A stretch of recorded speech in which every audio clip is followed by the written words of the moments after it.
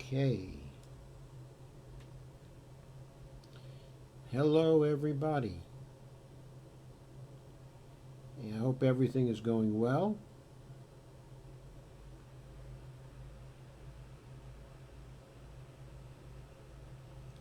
Can you hear me, Bonnie?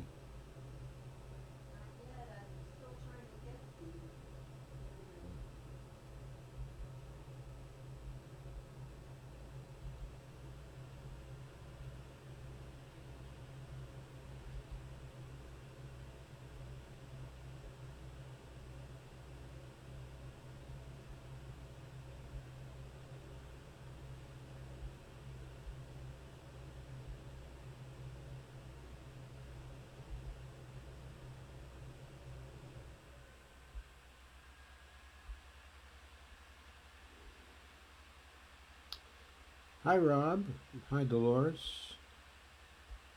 Hi, Lana.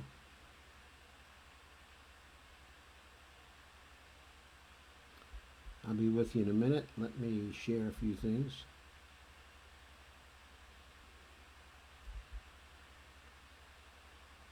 Hi, Russ.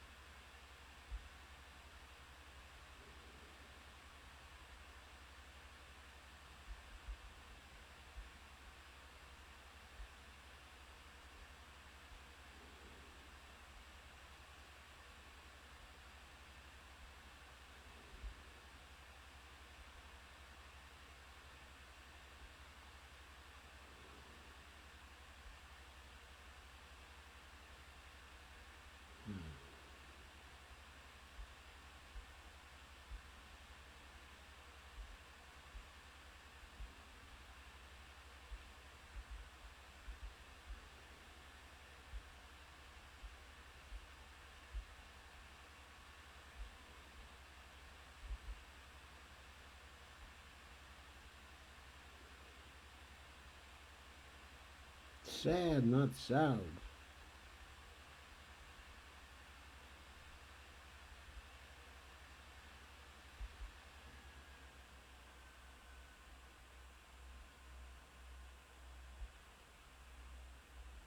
Hmm.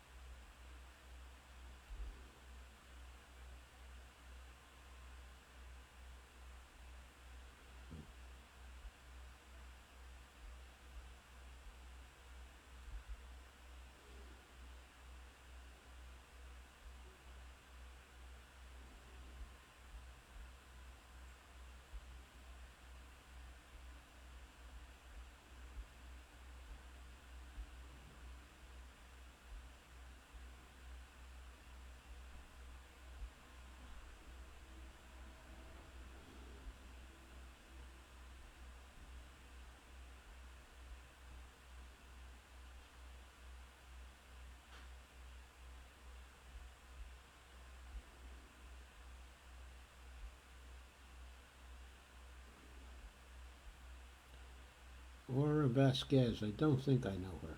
Who knows, Steve? Yeah, I do need some background music.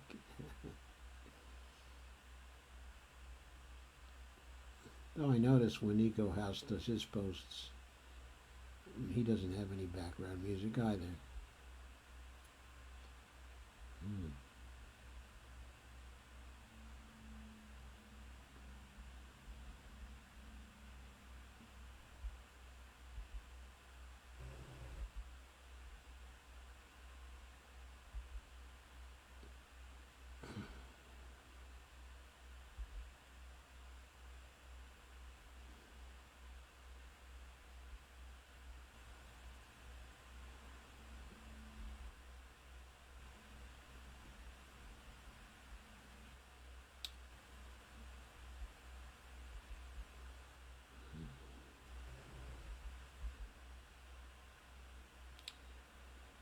Okay, so I'm waiting for this page to come in. It seems quite slow tonight. I don't know exactly why. Here it is. I've got your comments now. Maybe I'll be able to share to my pages now.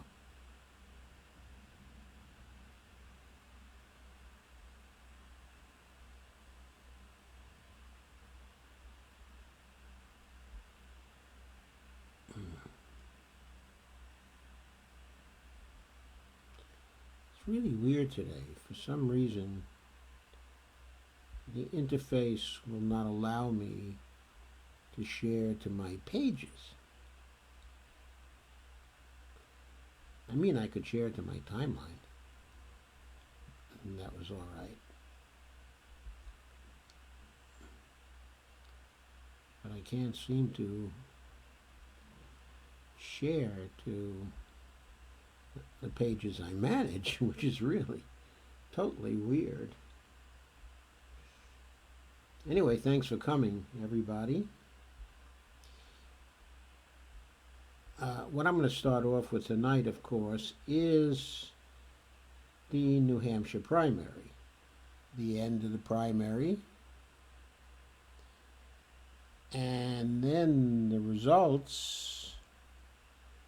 I'm not going to go over the numerical results, okay, at this point, but I just want to comment on the results.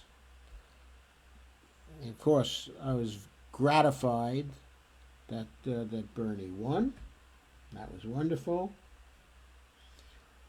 I know everybody worked extremely hard. I know one of us, Susan Eldridge, was out there knocking doors for him in New Hampshire. And she knocked a whole bunch of doors. That was great. Lots of other people knocked a whole bunch of doors. His ground game was really wonderful, okay, in New Hampshire. And that's why he won. It was the ground game that brought him home, okay, in New Hampshire. It was the ground game, okay, in Iowa that gave him a majority of the popular vote. I shouldn't say, okay, a majority, but a plurality of the popular vote, okay, in Iowa as well. So from the standpoint of the popular vote, then, we see that Bernie has but 2 wins now. And more importantly, we also see that his 2 earlier main rivals, Joe Biden and Elizabeth Warren, both got knocked back considerably by these 2 contests. Okay, and in Iowa, they came in, I think Warren was at 9%, if I recall correctly, and Joe Biden was at 8%, a total collapse. And generally, since Iowa, Biden has been collapsing in polls all over the country, and this means that it seems like he's no longer a rival to Bernie. And it seems as though Warren is set back on her heels, okay, as well. Hi, Steve. Rob asks, did I hear Warren is running out of money? She canceled ad buys in South Carolina, okay, and also Nevada, and she also canceled events too. And Rob says, I don't see her making it to Super Tuesday. I'm not sure she can make it to Super Tuesday either, but I think she thought that she probably had a chance to get a few votes in California, and that's why she's trying to stay in at least until California, and she hopes maybe that will resuscitate her campaign. So, but now suddenly, after a poor showing in Iowa, we have the rise of Amy Klobuchar in her New Hampshire campaign, and also Mayor Pete, who did well, okay, in Iowa, and in New Hampshire also did very well, and provided very strong competition for Bernie there. Now we move on, of course, as you know, to Nevada, or Nevada. Okay, I have to remind myself to say Nevada. And also to South Carolina before Super Tuesday. So the question is, does either Klobuchar or Buttigieg have a path to the nomination, but to giving Bernie further competition? Neither of them apparently have strong campaigns in either Nevada or in California. And in many of the other Super Tuesday states, they're nowhere to be found. Nor do they appear to be strong, or that strong, in South Carolina anyway. It looks like Bernie's main competition in South Carolina is still going to be Joe Biden and Tom Steyer. So, there was something about the New Hampshire primary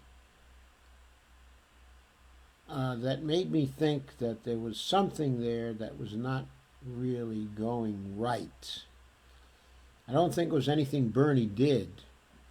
I think his campaign there was a very, very great campaign. And the same was true, okay, of Iowa. Okay, now in Iowa, I think he was clearly cheated.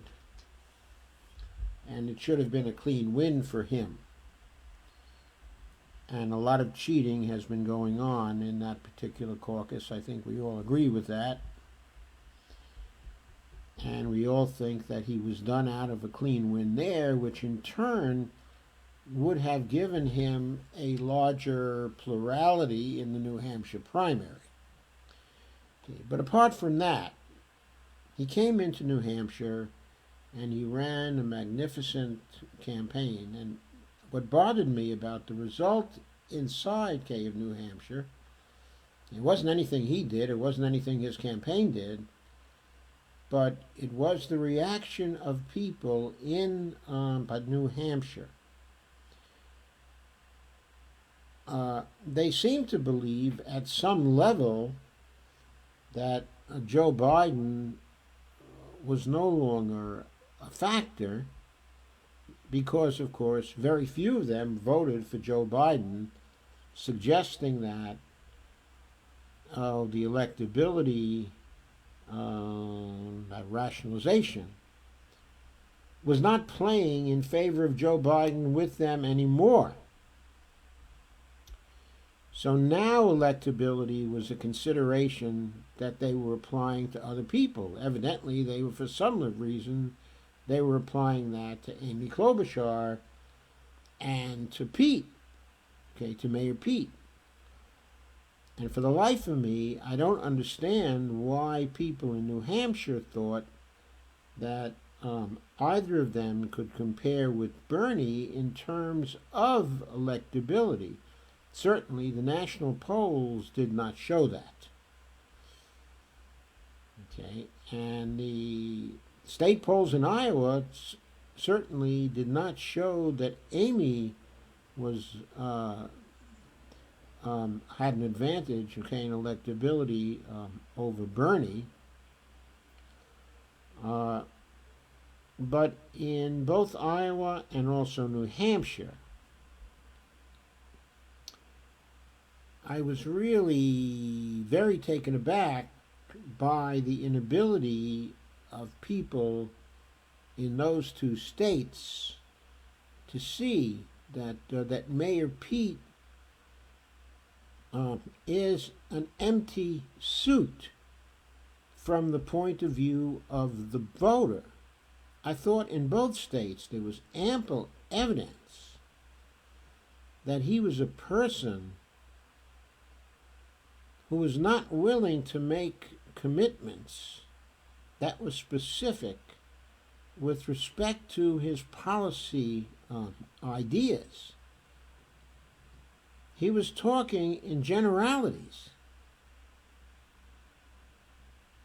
He was talking and using rhetoric that did not match the policy agenda he has so far come out with. His talk was far bolder than his agenda is, and I'll go into an article about that but shortly. But the basic point here is I don't understand why people in New Hampshire and people in Iowa were evidently fooled by Pete's particular routine. What is it about him that constitutes a kind of magic for people that leads them to vote for him in large numbers? I mean, why wasn't he down at 10% or 5% or something like that? Now, he had a lot of ad money. He poured a lot of resources into both states. But nevertheless, hi, Barbara. But nevertheless, it's the case that he wasn't presenting anything very specific to counter what Bernie was saying.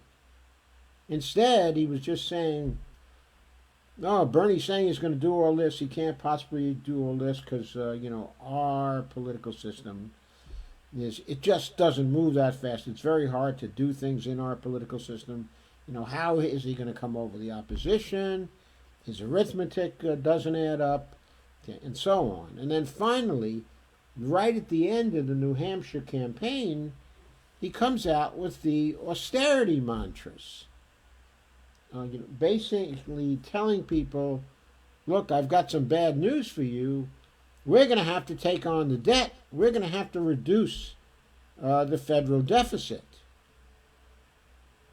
Now, everybody should know by now that kind of talk means that the person in charge, if he gains office, is not going to try to pass anything that's ambitious. Okay, and forget ambitious, but in plain language, it's not going to pass anything that's going to solve our problems. So to me, that's the strange thing. That's the strange thing. Right there. That is very strange. I don't understand that. I don't understand why people don't comprehend that, immediately.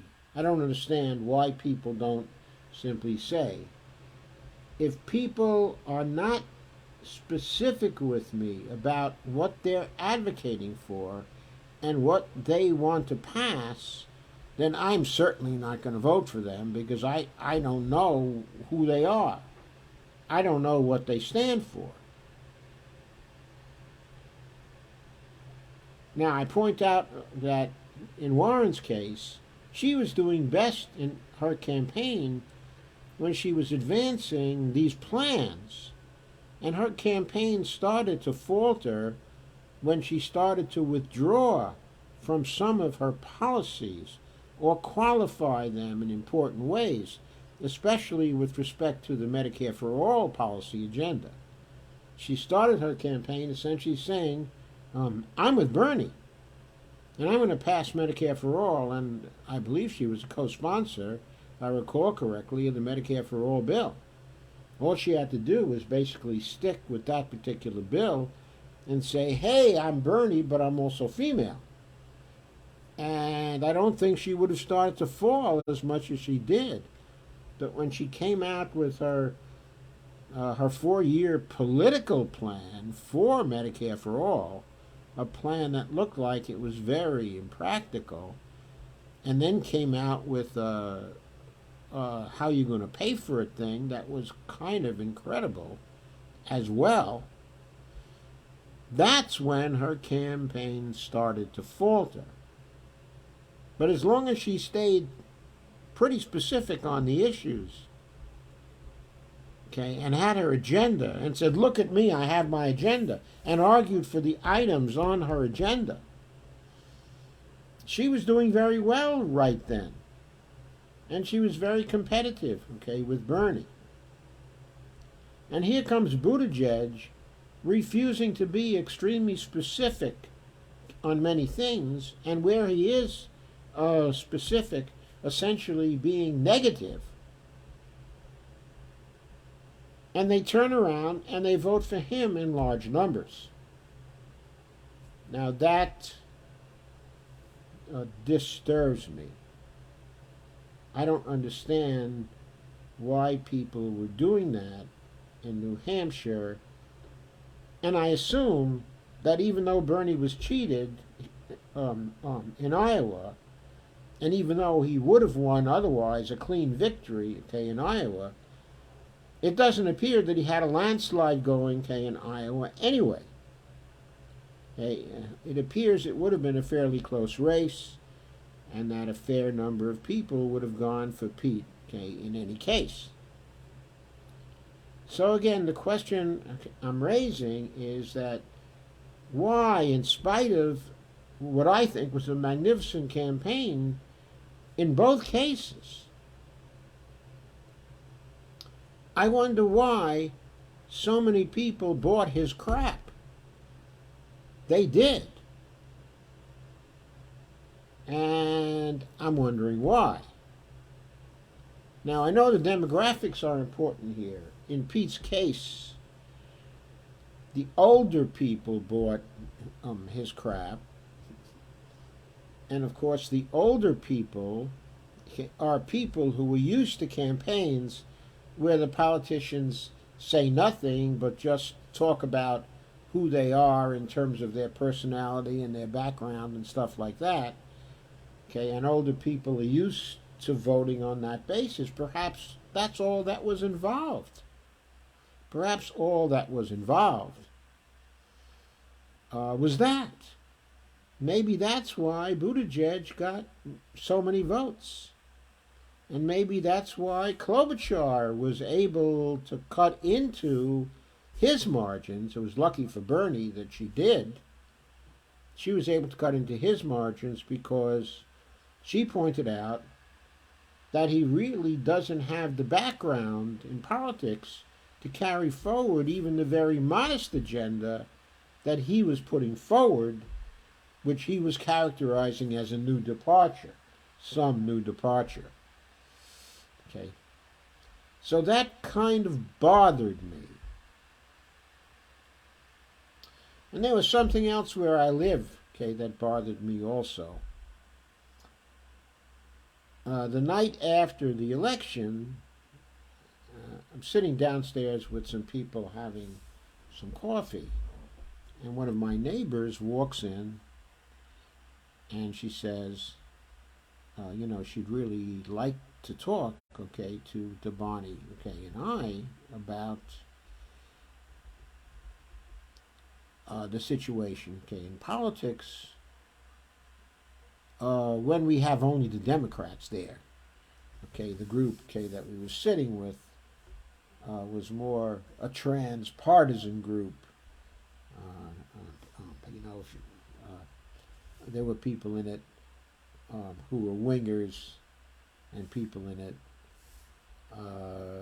you know, who were fairly progressive anyway, and centrists. Okay, it was a fairly large group.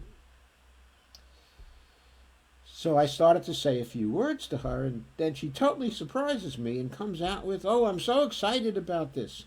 I'm so excited about this." So I asked her why she's so excited. And she said, "Because Bloomberg's in. Because Bloomberg's in." And I'm sitting there, and I'm wondering how she can possibly be so enthusiastic over Bloomberg. So I asked her why, and she said,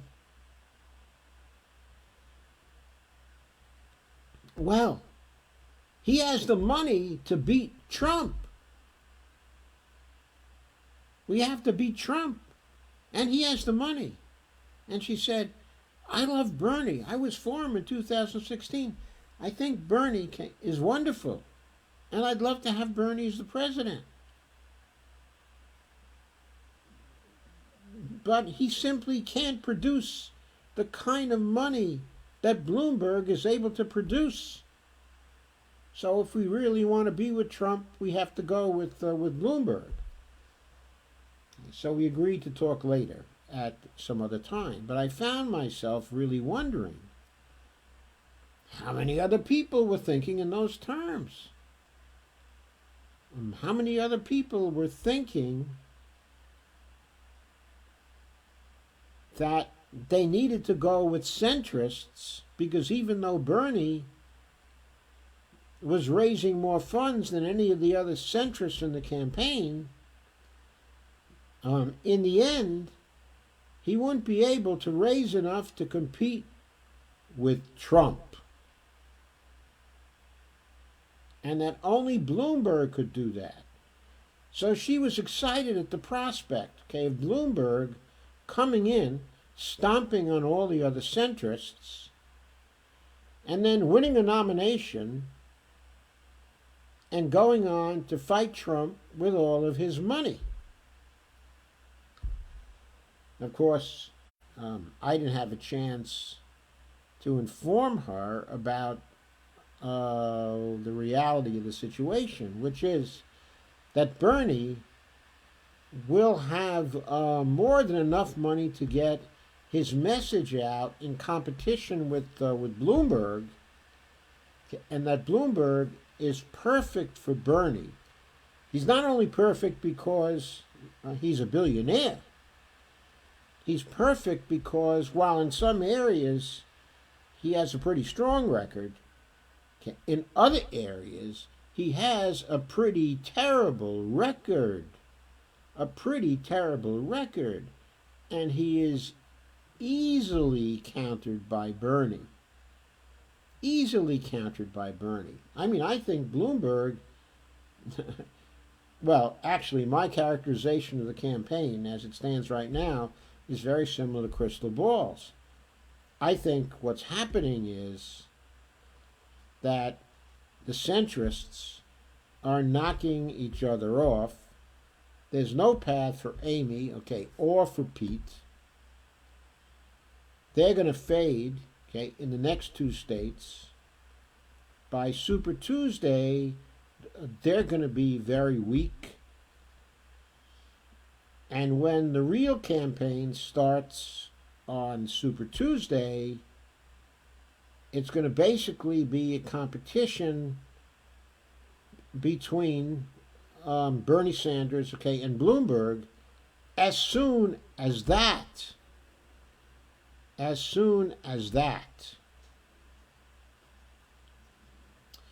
so it seems to me that that's when the race is really going to get serious, and we'll be hearing about, well, is Bloomberg actually going to debate, or is he just going to throw ads the whole time?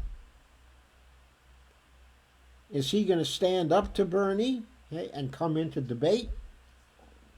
I think if he does, it's going to be suicide for Bloomberg. Because I really think that Bernie's going to take his pants down. I really do. I don't think it's going to be any contest when the two of them get into a debate. The more debates there are, the more Bloomberg is going to be blown out. So I think that Bloomberg is actually going to be dispatched very rapidly by Bernie. Most probably, he'll be in small numbers by the end of March and the first part, okay, of April. And meanwhile, with Buttigieg gone, and Biden gone, and Amy gone, it seems to me there's a good chance that Bernie is going to be wrapping up the nomination by the middle part or the end of April. I mean, maybe even as soon as 2 months from now. So, that's my take on it. But the only thing that bothers me about that is that in spite of Biden's tanking, there still seems to be this electability question hanging around, with a tendency for people to resist the conclusion, which is being shown in the polls actually now, that the most electable candidate of all the Democrats is actually Bernie Sanders, and that there's no doubt about that. So that's what bothers me, that we aren't already seeing that. Now maybe there's just a lag. In other words, maybe people have to absorb what has happened. Maybe they have to be treated to a good Bernie performance when he goes to Nevada,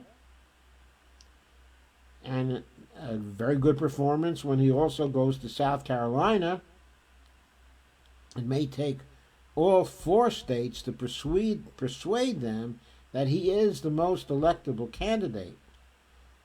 But I think Bernie, if he can get around the cheating, okay, in the Nevada caucuses, which is very likely to occur,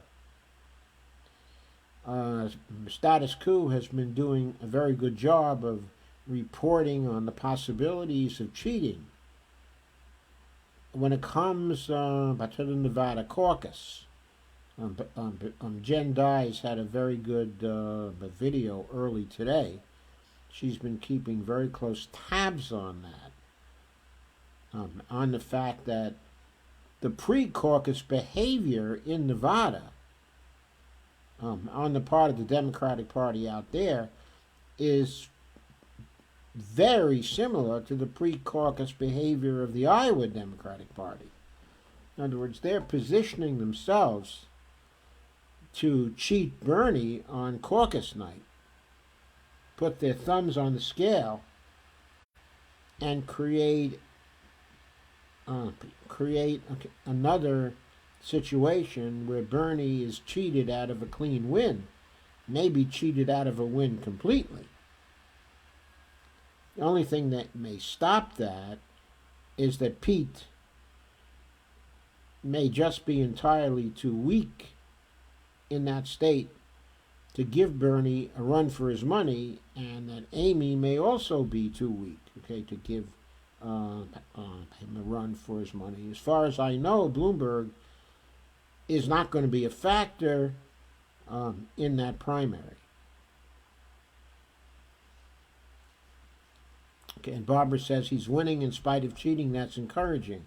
Yes, it's encouraging, but in neither state. In other words, even if there was no cheating, okay, in Iowa, he still wouldn't have won by a landslide, evidently. Okay, and also Nevada, there did not appear to be much cheating. in that state, and the race was a close race. So I'm concerned that there's still this hangover. And I think the campaign has to work on that. I also think the campaign has to get a lot more aggressive in pitching to senior people, because the economic interest of senior people, is definitely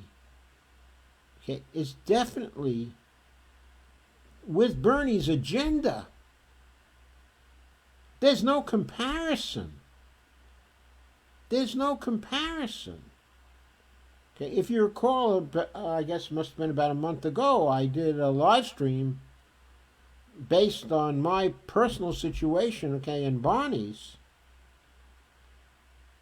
And I showed you that something like $22,490 or something like that, what $22,249, I forget the exact figure, but it's in that particular neighborhood, is what we would save if Bernie passes his whole agenda. Now, we are not atypical for the people who live around us in this particular development. I mean, all of them should take one look at Bernie's agenda and say, hey, I'm going to make a lot of money.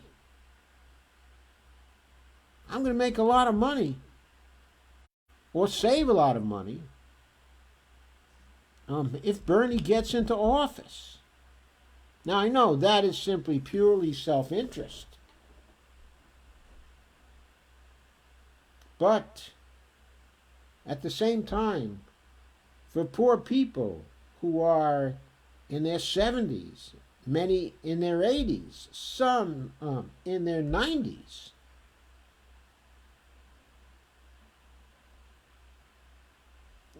the amount of economic advantage that Bernie is offering to those people is going to allow them to live in a lot more dignity than they can live in now. And I don't understand why Bernie is not appealing to seniors on that particular level. There's no reason why people 49 and over should be going for Pete at all, or Amy at all. I guess there is a reason, and that reason is they don't believe they can have nice things. They just don't believe they can have nice things. Now, we know we can have nice things because of MMT. Most of us here have a background, in MMT. So we know that it's true that Bernie can do what he says he can do if he gets that movement behind him and a proper Congress behind him. We know it's possible.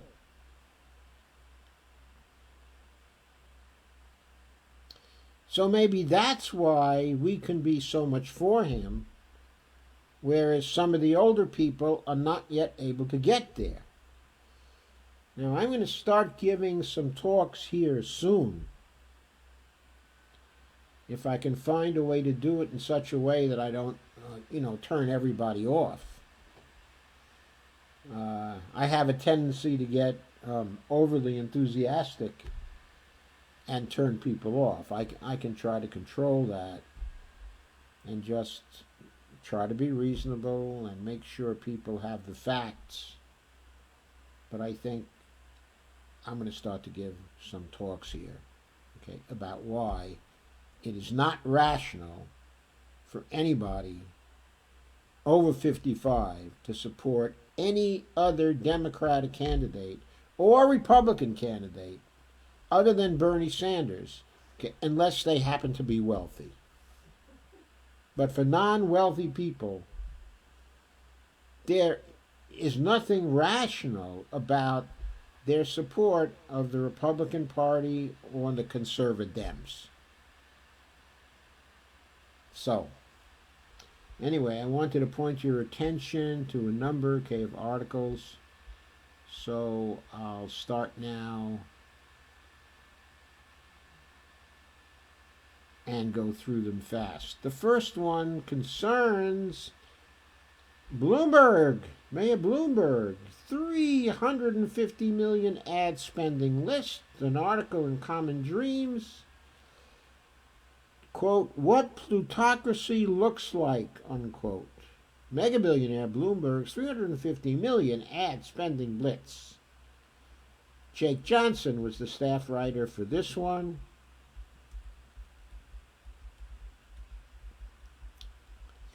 And Naomi Klein tweeted, this is what plutocracy looks like, quote unquote.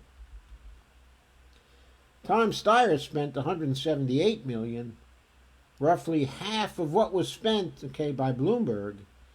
Bernie, who's leading the presidential field in individual donations, has spent 37 million. Now, by my count, I think Bernie has raised something close to 100 million by now. So he's got a lot of that left, and he'll be raising quite a lot more. I think now that the campaign is getting into the thick of things, he'll be raising closer to 50 million per month than to 25 million per month, which was his figure for last month. But now that it's getting hot, I expect that people like ourselves are going to increase our donations to him. And so he's going to be raising a considerable amount per month now. It's going to be enough money for him to get his message out there, especially if he continues to emphasize the ground game and the door-to-door, people-to-people thing. I think the people-to-people thing is very, very important. There's an awful lot of social science research that shows that person-to-person communications is much more effective in influencing people than the mass media communications are. That if you spend an equal amount of money on person-to-person communications, you'll have more influence. Dollar for dollar. There's more leverage, from interpersonal contact. So the people-to-people campaigning on the part of the Sanders campaign is the best way to campaign. And Bernie has enough money to keep that going for a long, long time. So, Bloomberg's rise in the polls, of course, is very impressive, at this point. There's no question about that. But Bloomberg has yet to receive any static from anybody. Only this week has static begun to appear. But it's already some pretty serious static, which is appearing. That's going to be magnified and multiplied, and it's going to be distributed. I mean, all the nasty stuff will probably be out by the end of the second week, and after that, it's just going to be making sure that everybody hears about it. I don't see him as surviving, in spite of the fact that Wells Fargo analyst Steve Cahill told CNBC that broadcast companies are, quote, jazzed to have Michael Bloomberg in the fray, unquote.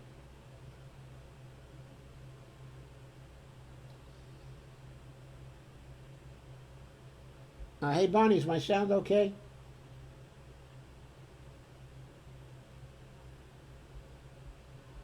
Let me make sure, since I'm not getting a message from Bonnie. Is my sound okay, everybody? I shifted. Oh, it's excellent. Okay, great. I wanted to make sure that was still the case because I shifted my view here. Oh, no, I haven't shifted my view. Okay. I'm about to shift my view so I can share the damn article. So please tell me if my sound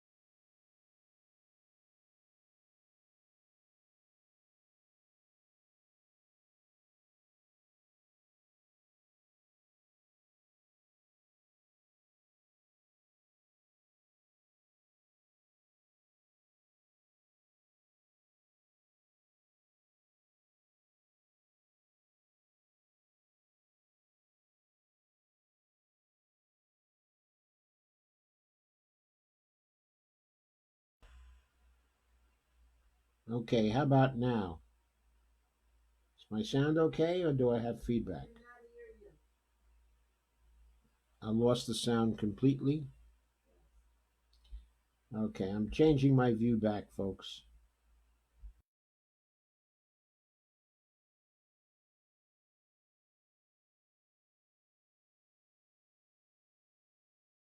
without you actually seeing the articles. Yeah, I just went back to the settings I just had because those were good, and I can't afford to lose my sound. Okay, so here we are.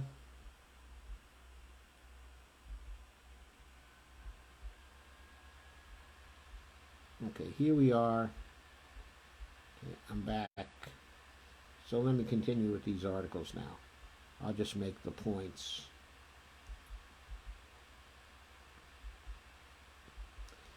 Okay, okay. So Bloomberg is looking good because he's been basically blanketing the country, okay, with ads, okay, or many of the early states, which has been helping to sink Biden, by the way, I think also. That's been one of the factors in Biden's tanking. The article I was dealing with said the Sanders, who has been critical of Bloomberg's candidacy from its inception, told the CNN contributor Dean Obeidallah in an interview Sunday that, quote, it really is absurd that we have a guy who's prepared to spend already many hundreds of millions of dollars on TV ads, unquote. And Bernie then said, look, he didn't do what other Democratic candidates did. He wasn't holding town meetings in Iowa and Hampshire, or Nevada, South Carolina. Those were not important enough for him. He could simply buy the election with hundreds of millions of dollars in ads. And Bernie says, quote, that is wrong. That is the basic, fundamental problem of American society. It's that the billionaires have extraordinary wealth and power over the economic and political life of this country, unquote. So Bloomberg is basically playing directly into Bernie's hands because that's really the centerpiece of his campaign. That's his major claim that he's making about what has to change.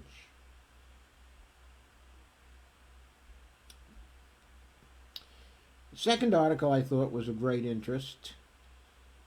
Also appeared in Common Dreams. It was by John Keeley, or Kelly. I'm still not sure how he pronounced his name, but the title of it was uh,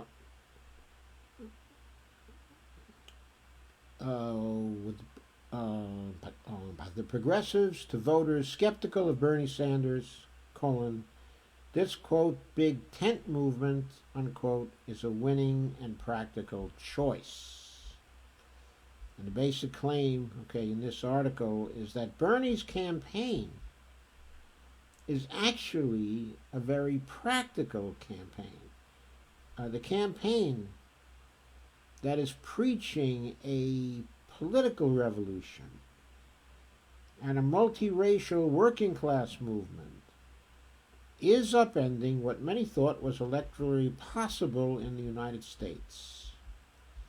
And then there are quotes from various people saying that Bernie's scary socialist campaign is in fact quite pragmatic when it comes to addressing the very real needs of everyday people.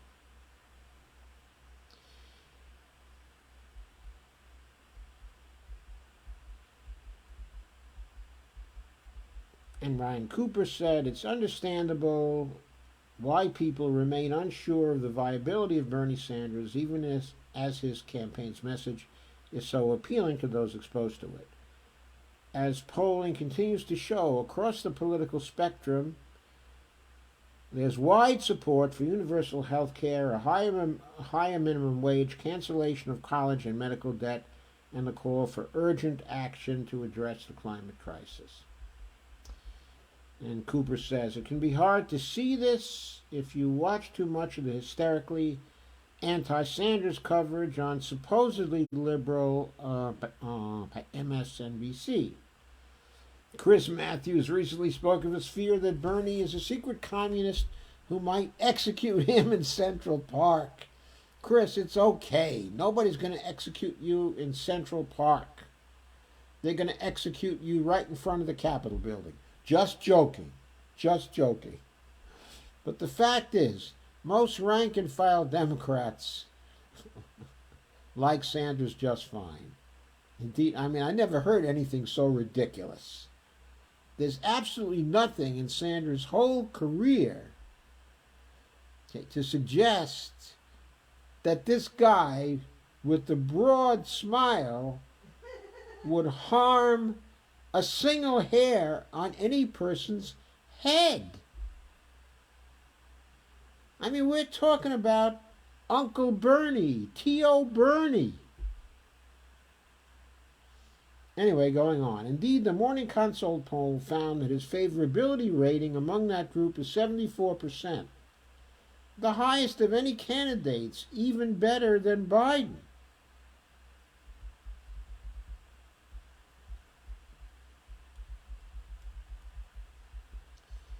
So anyway, there's more of this in that article, so I commend it to you and suggest that you read it. They talk about the 40-year track record of Bernie Sanders, his support for Obamacare because it was the best deal that was on the table.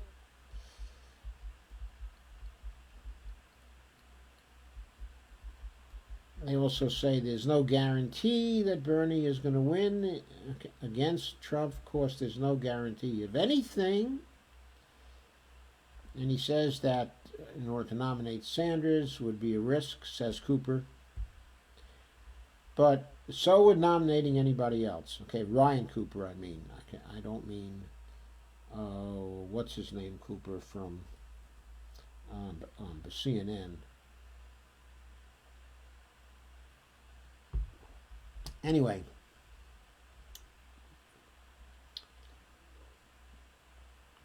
what Ryan Cooper says is Trump really might win no matter who's nominated. Biden has tons of baggage. He's plainly terrible at campaigning. Okay, and Michael Bloomberg has even more baggage. But Buttigieg has no experience. Klobuchar is infamous, for abusing her staff. And even while both the corporate media and the right-wing machine attack Sanders as a deranged socialist, he still polls way ahead of Trump in general election matchups, within 1 point of Biden and ahead of everyone else. Well, by now, he's ahead of Biden. So he's the one polling most favorably against Trump, I believe, right at this moment. The inherent risk aside, Cooper judges the energized movement Sanders is building as the most powerful weapon to march into the general election against Trump. On Tuesday, just ahead of the victory in New Hampshire, Sanders' National Press Secretary, Brianna Joy Gray, put out a new video explaining why the campaign's vision for a Big Tent coalition in this year's election is not about sacrificing shared values in order to accommodate the lowest common denominator, but is instead focused on bringing a coalition together by backing policies that are so helpful to such huge numbers of struggling people that folks from across the political divide see their differences as less important than the values which unite us. That is exactly Bernie's strategy. The strategy is not an or strategy, it's an and strategy. It's a plus strategy. It's an addition strategy. The ethos of the campaign, concluded Gray, is about understanding how many of our needs are overlapping and using those commonalities as the basis of a movement that can be powerful enough to defeat the strongest enemy.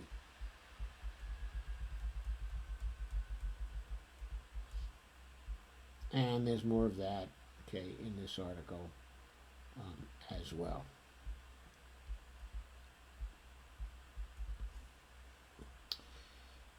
And the article ends with, while the challenge of winning over an increasing number of voters is the essence of any campaign, it was David Plouffe, former chief strategist of Obama, who made it clear during comments on MSNBC following the New Hampshire results Tuesday night that out of all the 2020 Democrats still in the running, quote, you'd still rather be Bernie Sanders than anybody else, unquote. Another article I wanted to call your attention to is an article by Norman Solomon called Buttigieg's Campaign Tried to Have Me Arrested. I don't know if you've heard about this, but at Keene State College, what Norman Solomon tried to do is pass out flyers with the headline Medicare for All, not healthcare profiteering for the few. And he was approached by a Pete guy. And by the way, he was outside of the Pete event. He wasn't inside of the Pete event. It was after Pete had finished speaking in an auditorium. And a Pete for America official confronted me outside the building while I was handing out a flyer.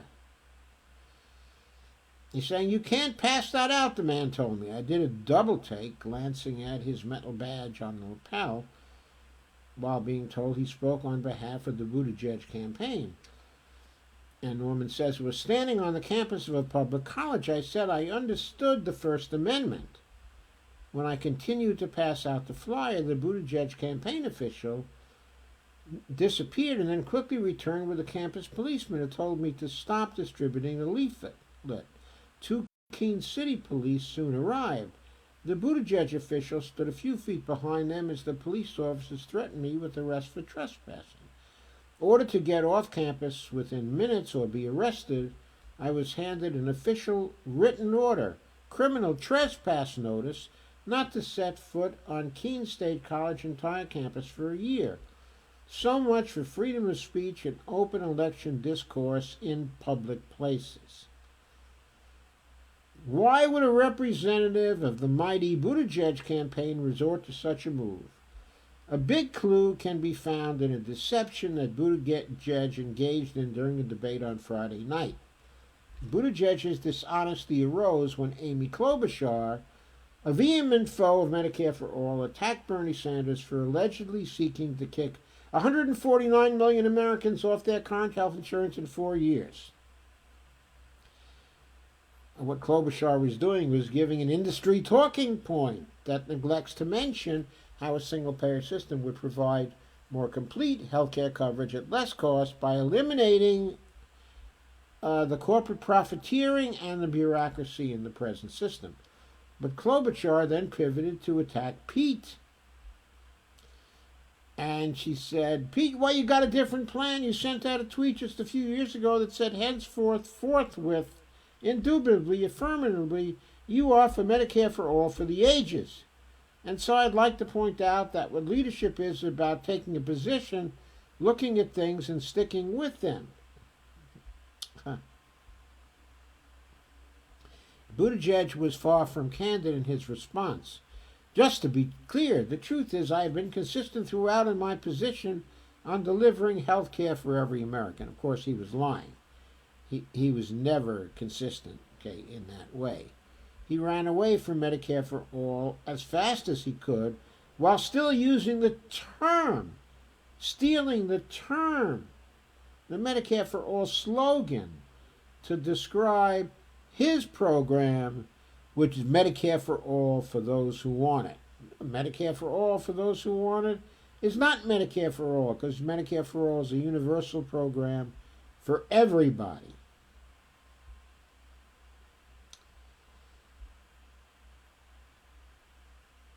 And quote from the flyer, Mayor Pete is claiming that Medicare for All would dump people off of health coverage and deprive them of choice, our flyer pointed out. Those are insurance industry talking points. He's deliberately confusing the current choice of predatory for-profit insurance plans with the genuine full choice of healthcare providers that enhanced Medicare for everyone would offer, unquote. And Norman Solomon finishes by saying, apparently for the Buttigieg campaign, such truthful words are dangerous. Next,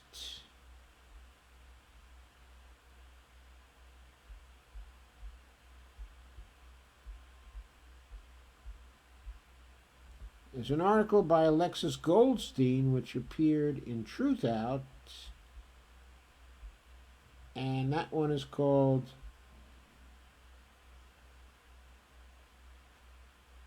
what Buttigieg does is advocate for boldness, but his policies are timid.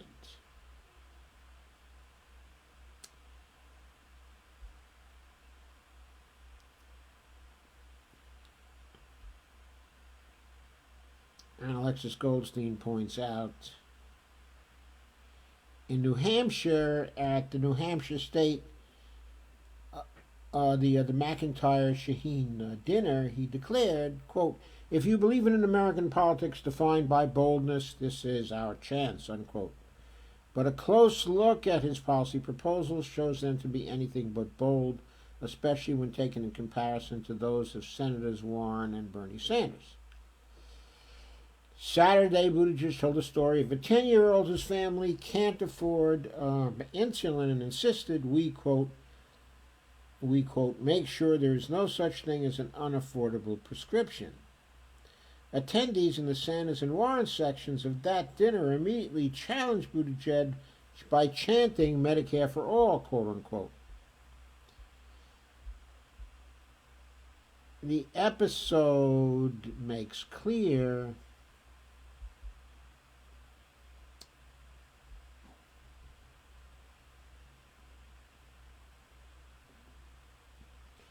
the episode embodied the left's intense skepticism of the mayor's healthcare approach. The former mayor's plan promises a Medicare opt-in, but preserves the private insurance industry, prompting questions about how the health insurance industry may chase the remaining uninsured for profits. And Goldstein points out that Sanders and Warren have embraced a Medicare for all model, though they differ on implementation details. And Sanders has a 4-year transition period where the Medicare eligibility age is lowered by 10 years each year. Sanders wants to drop a bill in Congress on week 1 and dispatch his supporters nationwide to try and overcome opposition by Republicans and by Democrats who are in the moderate camp. While Warren has outlined a 2-part plan to tackle that same opposition. First, pass the filibuster-proof the reconciliation bill to create a public option and use executive action to make cheaper prescription drugs, both of which will weaken the private insurance market's political power. Then pass a Medicare for All bill that is complete. I think Warren said during the 3rd year, but I don't think that Goldstein actually mentions the year here.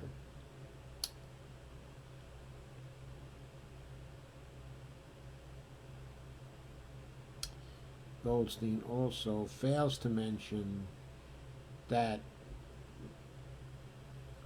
it may be that Bernie will use a reconciliation bill as well to pass the Medicare for All bill. There's no reason why he can't. He does not have to go the conventional routes, so he doesn't have to send his people all over the country to overcome the opposition. He can pass a filibuster-proof bill in order to create the Medicare for All program.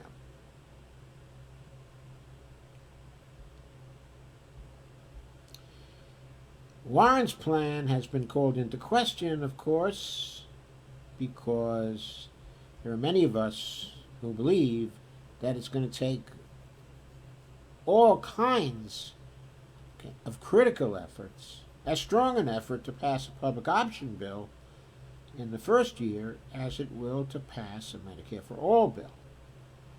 And we believe as well that if you extend Congress to pass a Medicare for All bill in the first year, to pass a public option bill in the first year, then you're practically foreclosing the possibility that you'd be able to pass a Medicare for All bill in your first term in office at all. We think that might just be impractical, especially since the public option bill is likely to be a pale shadow that is going to be closer to the Obamacare bill than would be something that people can get really enthusiastic about, like the Bernie bill, which of course in its first year afterwards is not a Medicare for All bill. It's a Medicare for All bill for the 55 and over people. But it's a buy-in. It has a public option. That is, it allows people to buy into Medicare for All who are under 55. I should say under 55 and 18, and over. And a few more things are said, in this article, but basically the point, Alexis makes is that the contrasts between Buttigieg and Sanders, and Warren are very stark, and that he's lying about having a bold agenda in comparison to them. Sanders and Warren both want to end cash bail and solitary confinement, and he just advocates for both to be reduced. And unlike Sanders and Warren, he doesn't support full decriminalization of border crossings, nor a smaller budget for ICE, as Sanders and Warren do. But I think Sanders now is going to end ICE, isn't he? And, of course, the article points out Bernie is the only candidate to call for a moratorium on deportations entirely. She then goes on to point out Warren and Sanders' support by universal free college, treating it as a public good. And she talks about the taxes that are proposed by Warren and Sanders. Buttigieg, on the other hand, opposes universal free college, arguing it should be restricted to households making less than $100,000. He also promises substantial tuition subsidies, which aren't further defined, for families making up to $150,000. But this ignores the fact that families who can pay for their children's education don't always do so. For example, consider the possibilities of a well-to-do family disowning their LGBTQ child. Also, consider the possibility of people not being on terms with their families that are good enough, by the time they're 18, so that their families are willing to support them through college. There are lots of people who get alienated from their families for various reasons. Why don't they have the right to go to college too? Sanders and Warren want to cancel student debt. Sanders has a proposal to cancel all of it. Warren wants to cancel up to $50,000 of it. Mayor Pete, despite owing $130,000 in due to debt and student debt himself, opposes wide cancellation of it. He probably figures he'll get enough from his campaign. Maybe he can use the money to pay off his student debts. I don't know if that's legal, by the way. This weekend, he drew fire from economists across the left for insisting that it was time for Democrats to care about reducing deficits once again. Stephanie Kelton of Stony Brook University said that he's falling for a bogus argument that's long been used to undermine the progressive agenda. Dean Baker from the Center for Economic and Policy Research pointed out that this would cause higher unemployment and hit black and Latino people the hardest. And journalist Dave Badayan pointed out that the think tank that Buttigieg is relying on for fiscal analysis is the Committee for a Responsible Federal Budget, which supported Trump's cuts to Social Security and Medicare, and Obama's proposals for cuts to Social Security as well, and his support for the Fiscal Commission, which wanted cuts to both Social Security and also Medicare.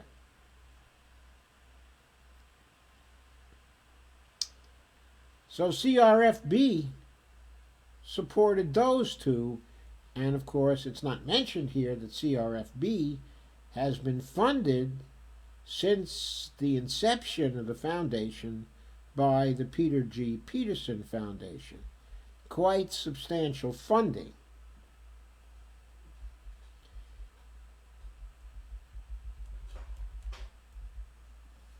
So, in other words, it's a lie that Buttigieg's agenda, is a bold agenda. We go on into the energy and the Green New Deal area. Buttigieg's policies are not bold, in any way. They're an updated version, of Obama's policies. They are centrist Democrat. They are not bold. They are BS. And that's it. And moving to the last article I wanted to call attention to for you. That's one by Megan Day from Jacobin. It says, the passion of Bernie's base is the path to victory.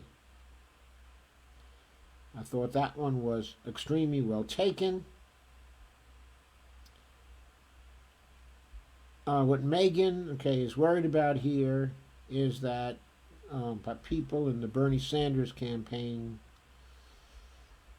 will start to take seriously the kind of approach Chuck Todd is taking when he calls people who are supporters of Bernie, such as ourselves, Bernie's a digital brown shirt, brown shirt brigade, unquote. Megan points out the language is extreme, especially given that Bernie's extended family was killed in the Holocaust by actual Nazis. But the theme was not new. Cable news pundit or other mainstream media personality compares Bernie supporters online to a dangerous mob who are motivated by contempt and driven to cruelty, prevented from storming the fortress only by the bulwarks of centrism. So we can see that this also fits in with Chris Matthews' idea that somehow Bernie is going to execute him in Central Park if he ever gets into the presidency. Anyway, Megan goes on and talks about maybe some personal reasons for Chuck Todd actually saying that, but that's not really the main point. The main point here, is that the pundits are using this to try to get us to turn down our passion, to operate in a way that's more in line with being polite to them and being polite to the mainstream. Now, I'm all for being polite, and I think I'm often very polite when I deal with people who disagree with me. I try to be polite. I try to be civil. I even have some rules for being civil, which is do not name call people, and do not label people without outlining the reasons why the label fits. Do not make any ad hominem arguments, okay, in arguing against a position that people take. In other words, do not argue against the position by besmirching the people who are taking it. I always try to stick to the arguments themselves, to the substance of the arguments.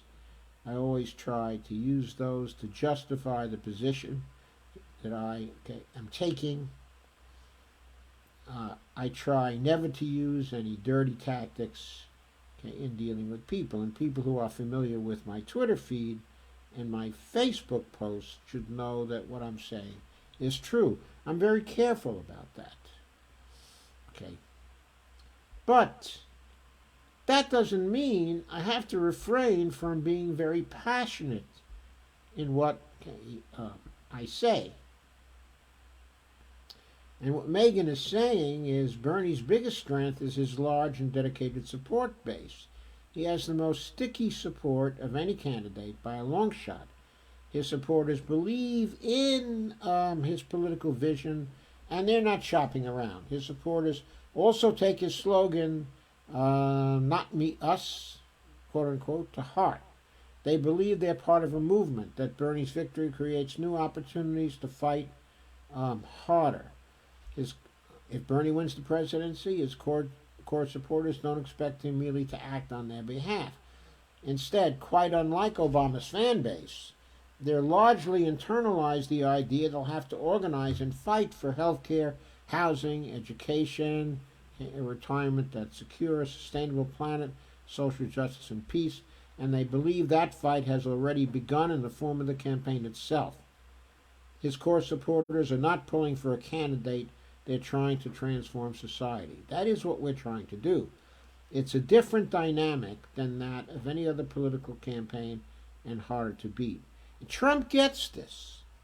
He said, frankly, I'd rather run against Mayor Bloomberg than Bernie Sanders, because Sanders has real followers, whether you like him or not, whether you agree with him or not. I happen to think it's terrible what he says, but he has followers, unquote. So like a broken clock, but Donald Trump may be right twice a day, though this was only once. Bernie would object to the characterization of his supporters as followers, but the point stands. This is Bernie's strong suit.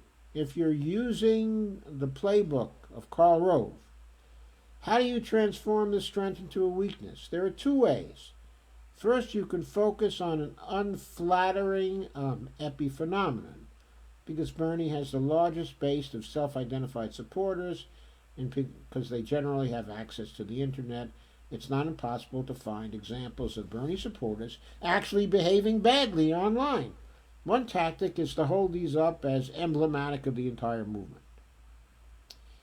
And Megan says, this can be accomplished by finding, for example, a handful of sexist comments and using them to demonstrate that Bernie supporters have a tendency to target women for abuse, or by claiming to have been harassed when in fact you have only been insulted. The second way to flip the script is to cast the entire central phenomenon in a negative light. People for whom Bernie's message actually resonates do not view politics as a hobby. And they are not people who are mild-mannered. It's possible to recast their personal passion and the mass political character of their movement as a frightening example of Trump-like populism, or a creepy cult, or a chaotic throng, or authoritarian column. It's possible to reframe their message of compassion and solidarity in struggle as a message of divisiveness and hate. That's what Chuck Todd opted to do. Whether he was carrying out an intentional strategy or simply tending his wounded pride matters little. It has the Rove effect, rhetorically transforming a straw advantage into a potential drawback. If you've been canvassing all weekend in the cold, if you've been donating hard-earned money to a campaign that you believe has the potential to transform your life, if you finally feel like the country might be about to emerge from its capitalist, realist coma, and you're trying as hard as you can to contribute to the movement that's throttling it awake, it can be demoralizing to see yourself caricatured as a bigot, a dupe, or a tyrant. That the demoralization is at least part of the point. But you have a choice. You can let them shame and demoralize you out of your enthusiasm and your belief, or you can double down because you understand their attacks mean you're on the path to victory.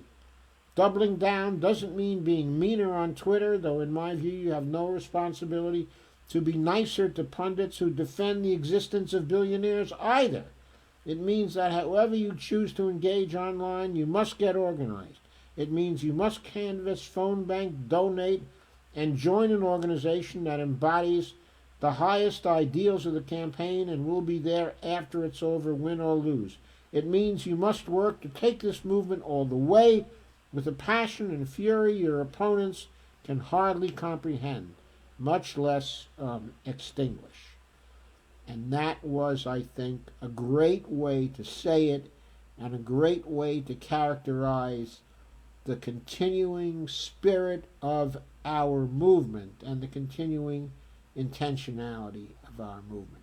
So I wanted to call that article to your attention. It's in the links. I don't think I've forgotten everything. I'll go back now and take a look at your comments. And thank you still for being here. Thank you for coming. And thank you for hanging in there. Steve says, I got to crash in a minute. Steve, it's only 10:30. Kay says, me too. Tired old bag tonight. Laugh out loud. Hey, Kay. And Russ says, I hate to leave early, but the sleep last night was a bit too brief. See you again soon. Thank you for coming, Russ. Lana says, yes, I know you're very patient and polite, Dr. Joe. Way more than I am.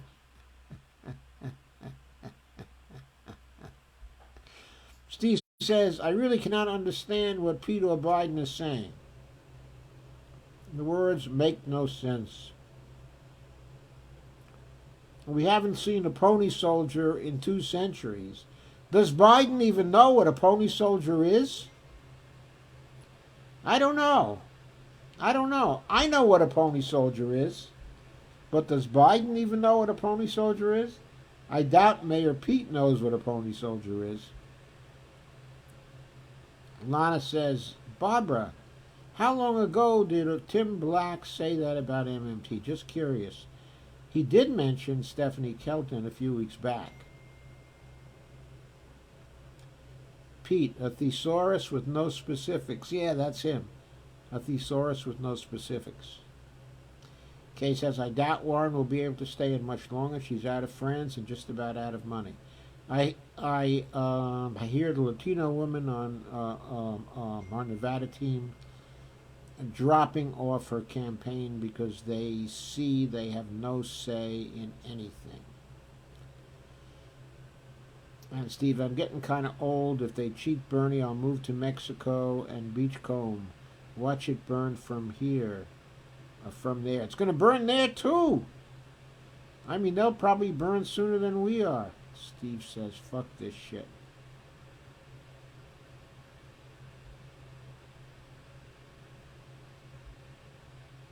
Think would happen if she vote against it. Rob says, wouldn't it be weird if Warren were to vote against the Green New Deal? It would be weird. Rob says, just teasing, I'd never vote for Bloomberg.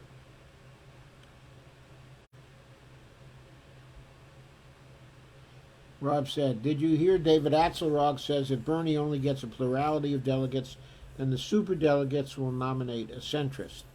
That will end the party and a Trump. Well, the superdelegates may or may not actually nominate a centrist. Now, I'm not saying the superdelegates are not going to go overwhelmingly for a centrist, but there are 772 superdelegates. It's possible that 100 of them will go for Bernie. They don't have to go for Bernie, But they might between now and then, be convinced by the strength of the movement. If Bernie gets 1,750 or 1,800 votes, it might not be impossible for him to get the rest of the votes. He would not have to get a majority of the superdelegates. I mean, you're assuming the superdelegates are all evil people who at the root are undemocratic, and that's why they're superdelegates.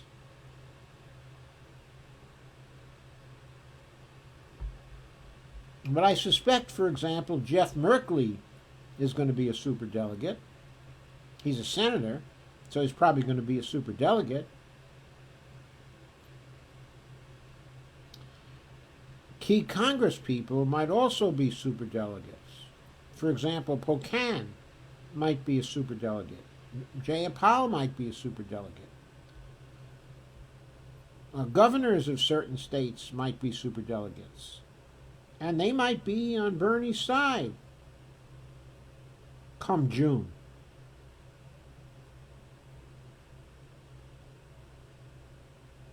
Rob says, hey Yoda, if Bernie can't get the nomination, I'll vote for Bloomberg because I don't know what his policy platform is. I know what it is. It involves austerity and cuts for Medicare and Social Security. He said that so many times already, it's not even funny. And he was one of the people in back of the No Labels movement, which was marching step by step in league with the Peterson Foundation. And he addressed the Peterson Fiscal Summit on at least one occasion. I can't recall whether it was more than one. It may well have been more than one, because he constantly is talking budgetary bullcrap. Steve says, Booty Butt is weird and creepy. I will never vote for that deep state puppet. Yeah, I get a weird feeling about him too. I mean, I don't get a human feeling from him. That's basically what I'm saying. I mean, I just get a person with a very tough shell around them, who keeps their feelings, to themselves, but who has no reason to have much faith in other human beings. Kay says, companies use healthcare as a weapon when union workers strike. They just did that, Ohio at Lordstown. Yes, absolutely. They do it all the time. Steve says, Tim doesn't go that deep into economic stuff like that. I still love him. Yeah, okay, I like Tim too. I don't think he goes deeply into economic stuff because he doesn't understand it. Susan says, how is Bernie polling with older black voters? I don't think he's surpassed Biden yet, but he's been gaining. Teresa Sena says, hola amigos. Hi, Teresa. Hola, Teresa.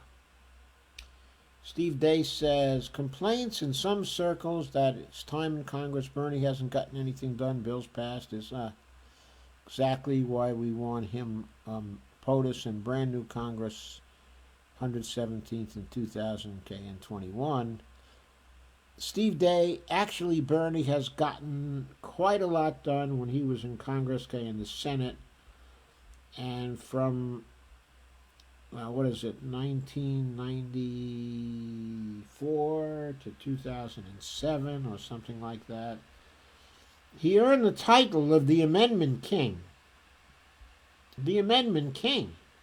He got a lot through Congress. And remember, when that charge, was made against him,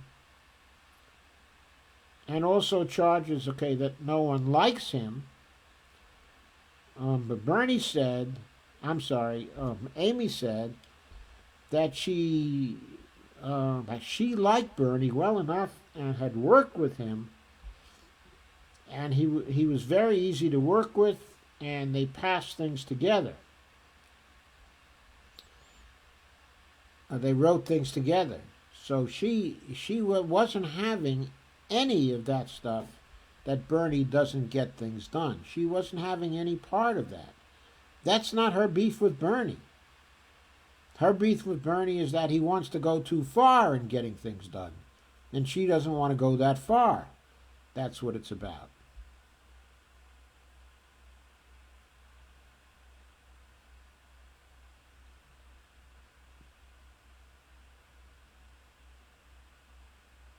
And Steve says Bloomberg is a racist billionaire who locked up who locked up but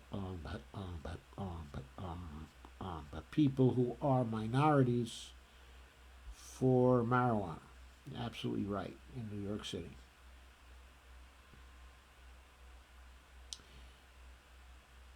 And Barbara says, when I asked Tim Black to consider MMT, he told me to shut up. He was sick of hearing about MMT.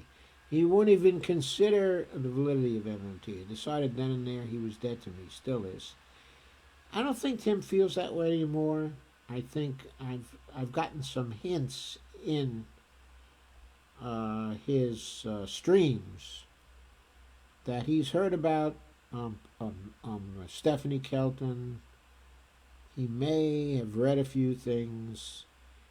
He understands, that MMT people are for Bernie Sanders and are in his campaign. I don't think he's telling people who believe in MMT to shut up anymore. I don't think he's doing that.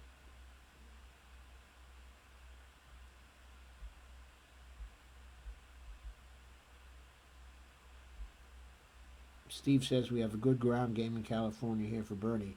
I know you do. But do you have a ground game that's good enough to make it very difficult for them to cheat?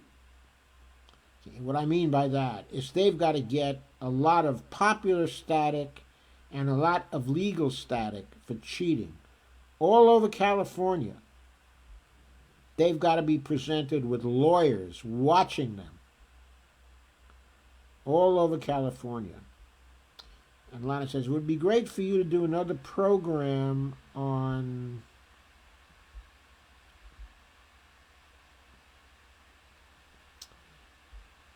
I lost that comment.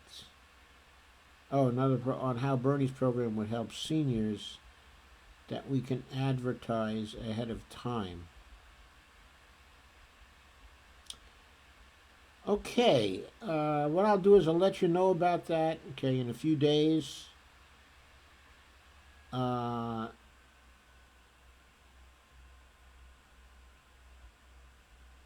give a version of what I did before, and I'll cast it in terms of, I don't understand why all seniors who are not wealthy are not supporting Bernie Sanders. He's the only person it makes sense for them to support. I'll be framing it, in that way, and then I'll go through his programs and explain what seniors can gain, and I'll encourage people to bring their questions. Yes, I will do that. I think I'll put that on the program sometime the next week, but I'll give you advance notice.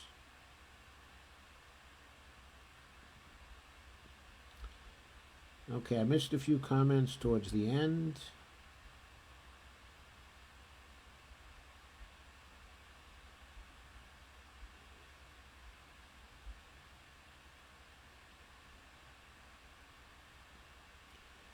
Okay, a pony soldier is a he. During the period, I think it was following the Civil War.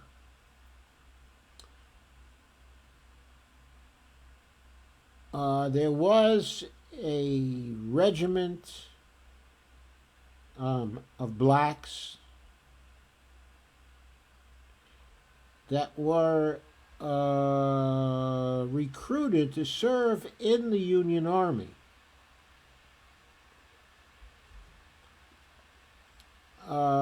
they were put in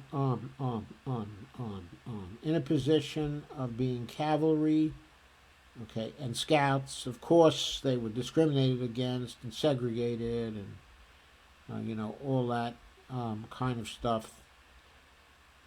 But they became known as the Pony Soldiers. I think because of the color of their horses, okay, and their own color,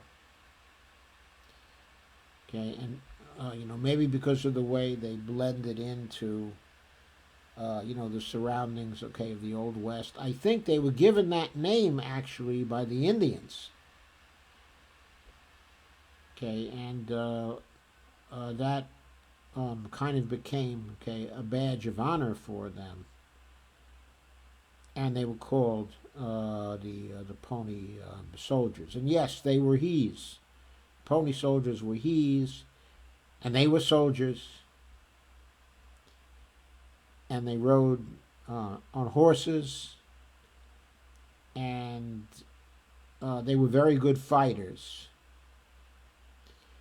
And after a while, they were very well respected in the army for their fighting abilities. They were very brave, and so on. And there was a Western movie in which they figured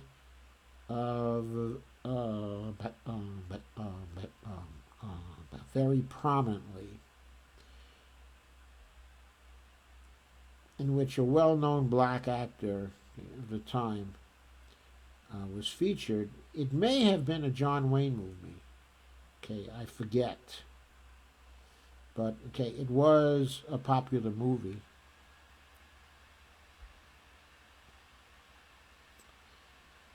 Anyway, the Pony Soldiers were presented in that movie in a very favorable way.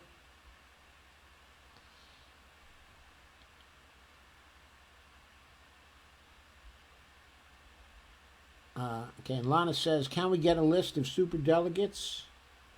We should send them certified letters again.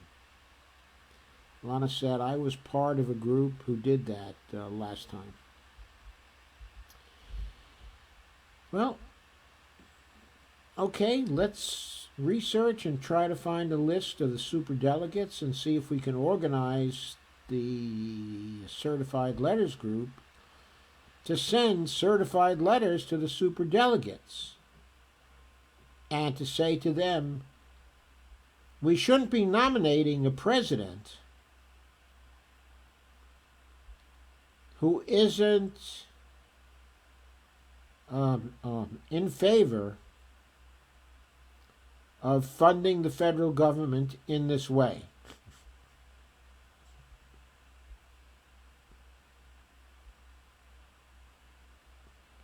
That is through overt congressional financing, otherwise known, okay, as OCF. Steve says, a Pony Soldier was a genocidal soldier that exterminated an entire race of people. I don't think they exterminated an entire race of people, did they, Steve? I mean, maybe they tried.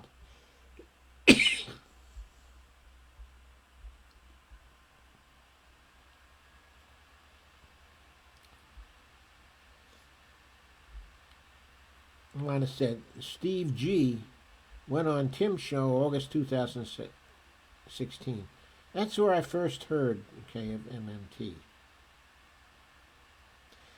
Hasn't he been on Tim Black's show also more recently than that? As well, Lana? Okay, I believe he was. Lana says, please make some sort of announcement and give me some time to send it around.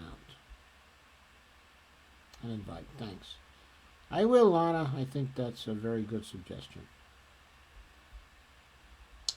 Steve says, we need crystal ball on Joe Rogan.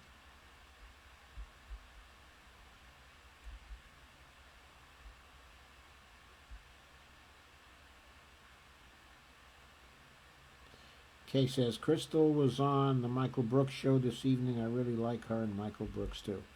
Yeah, she was on one of Lauren Steiner's shows also. And she really had a great talk with Lauren Steiner.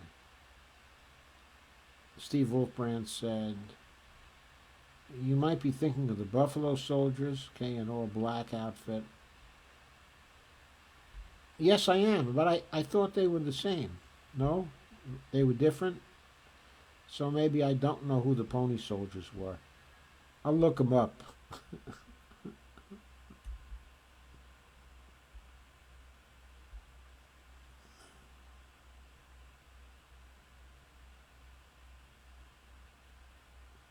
Rob says, hey Yoda, just popping back in.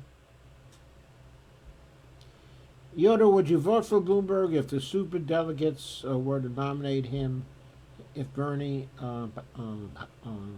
only gets the plurality of delegates?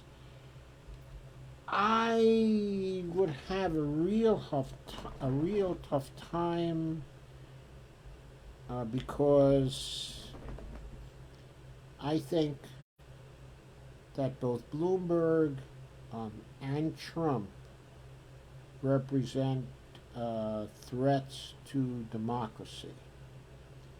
I think that Bloomberg would be more subtle than Trump.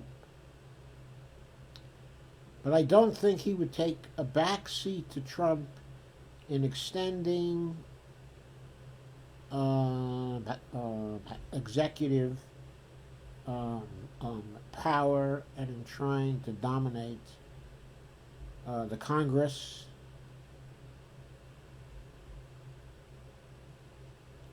And so I'd be very hard-pressed but to make a decision. And in fact, I believe that in both cases, that kind of choice would be a choice between two people who would basically be bringing us death, either in the near or the further future. What I would probably do is, if the superdelegates were to do that, I would work to split up the Democratic Party, get a third party movement going, okay, and try to nominate Bernie Sanders as the candidate of the third party movement. I think then I would work with the movement for a People's Party to get that done. In fact, I kind of think that now we should start to work with the movement for a People's Party to create the framework that Bernie could step into if they cheat us again. No more Democratic Party, okay, if they cheat us again. I'd be ready to split the party at that point.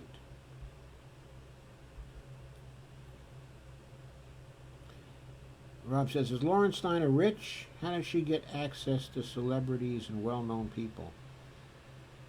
Okay, I don't know if she's rich. I have no idea whether she's rich or not. I wouldn't be a bit surprised if she's not. But she is a tremendously... She's a tremendously assertive person. Okay, I know that. Okay, I've heard her talk to people at various times and discuss experiences that she has had and how she's acted, okay, in front of the police from time to time, and in protests, okay, in demonstrations. Okay, and frankly,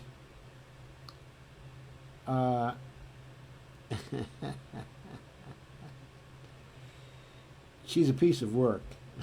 I'll say that. She's a piece of work. And as long as I'm not on the receiving end, I like it. I don't know how I'd feel if I was on the receiving end.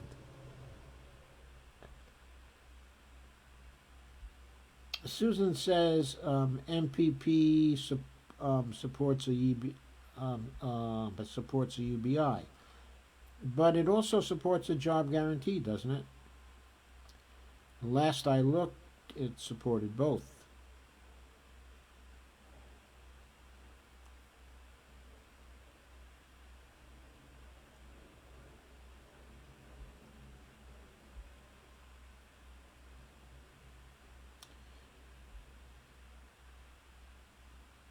And Rick Maynard has a link. It says he's working real hard with the link.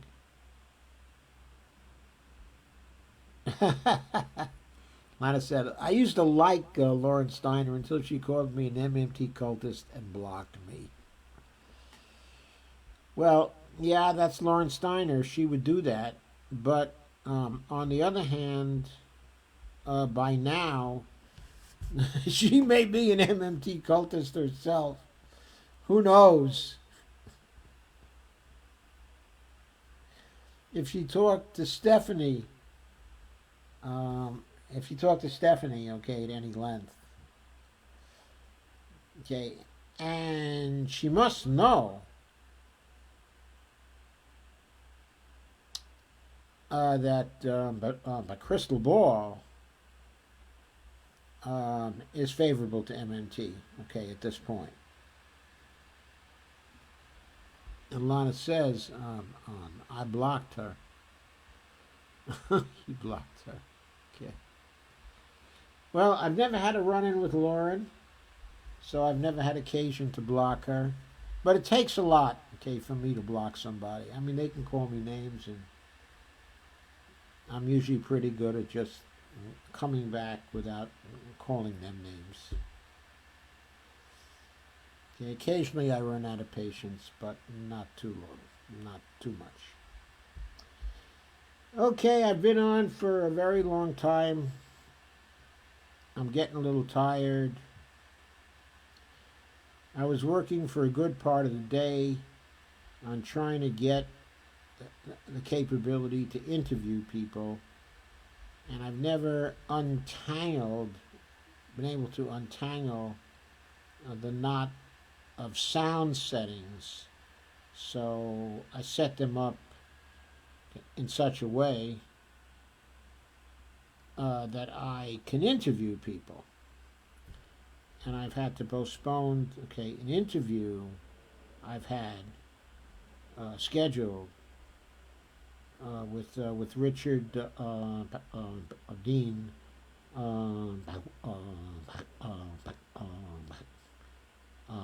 Winfield.